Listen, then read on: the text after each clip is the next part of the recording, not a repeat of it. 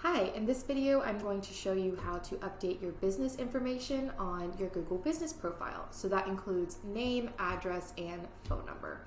The first thing you're going to do is go to business.google.com/locations, select your business location, and it's going to open up and look something like this. In my example, is just going to be on Summit Digital Marketing's page.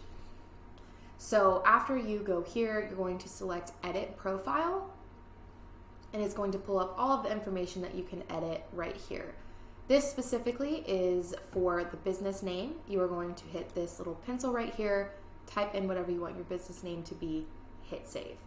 Again, you will do that for the phone number right here, hit the pencil, update the phone number wherever you need it to be updated, hit save, and then lastly, your address. So you will update your business address right here, select business location, update your business address, hit save.